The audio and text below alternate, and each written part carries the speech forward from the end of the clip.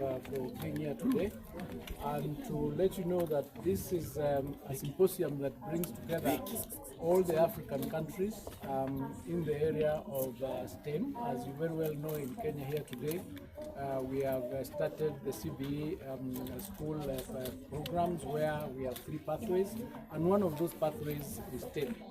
And in terms of development, each and every country that has ever made it well in this world, in this globe, has had to emphasize and invest heavily in STEM, and that's what we are trying to do. And STEM is science-based, so that we can move to industrialization. As you are very well aware, especially in the African countries and especially in this country, we've done a lot in ensuring that we have the human resource that is acceptable across the world. But we've not done that well in the STEM field, and we've not done that well in industrialization. So we are coming together as African countries to collaborate and ensure that we engage our individual governments to invest more in STEM, so that we can progress in that industrialization process in order to provide jobs for our youth. As you know, we have a youth bulge. The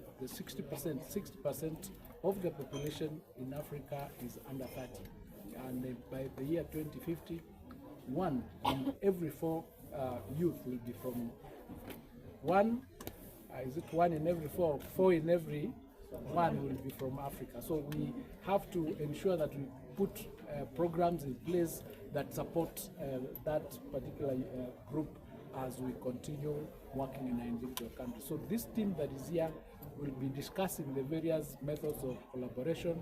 They learn from each other, and by the end of it, we'll have broken the silos that exist between our individual countries, and so that we can learn from each other, benefit from each other's experiences, do best practices, and therefore we'll be that much better off than we are today. Yes, last week we launched a report by the Zizi Africa Musawa Agenda, and in that report it brought out the gaps that we still have. More so in GSS, 35% of our schools still lack totally STEM teachers. As a government, is it that we lack teachers who are doing STEM areas, or it's a gap that we don't employ STEM teachers at all? That gap does exist, and one of the programs that we have put in place is issues relating to rationalization. We have teachers, but we have some schools that have more STEM teachers than others, so we are working towards a program of rationalization to ensure that each school at least has a STEM teacher. Some of our universities and colleges have graduated STEM teachers who we are going to employ in the 24,000 that are coming up in September, so that going forward we have enough teachers to handle STEM in all our universities. Further, in all our schools. Further, we are from this month towards the month of October, we are building 1,600 laboratories to ensure that each school that did not have a laboratory, they do have, so that as our students get in there, they are able to do their subjects with the particular infrastructure in place. Please comment about the capitation. What about the capitation? I think it's not ending. There was a delay. Part of the capitation. As you well know that we have a process where we do 50% in first term, 30% in second term, and 20% in third term. However, we've not been able to do the actual amount that is required, and we are working with Treasury to ensure that the shortfall that was not released is released, and come third term, the full amount will be released. So those challenges with respect to capitation, we are looking into them and working with Treasury to ensure that we reduce the delays, we increase the amounts, so that we can meet the actual target that the government has set. That is 22,000 shillings for secondary schools, 15,000 for GSS, and 1,500 for primary. Yes, can you comment on the plastic schools, and also where are we with the issue of finance? Do you know where the teacher is, or what is the ministry?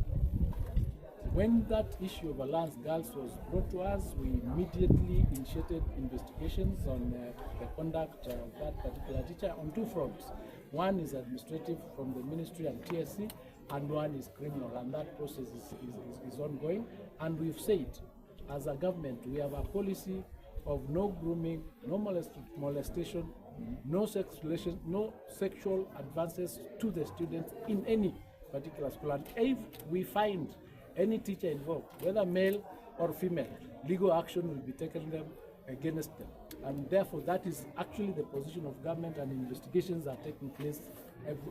We've ensured that all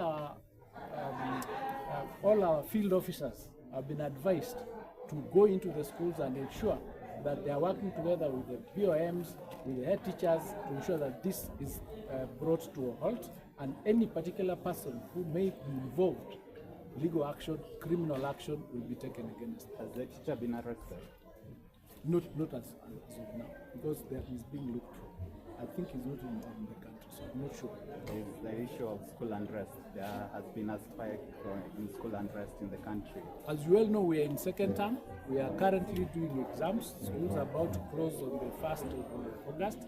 Normally, when exams are about to take place, there's some sort of unrest that takes place, but we've advised our head teachers and our field officers to work with the students, encourage them so that they don't panic, in order for them to do the exams and continue learning. So that issue is being addressed holistically, using the community, using government officers, using the parents, so that the students do not have to worry. Even if they are not that prepared to do the exams, they do not need to panic. There is always a way out. So that discussion is taking place and it's being handled. Thank you, guys. Thank you. Okay, that's enough for now. That's enough.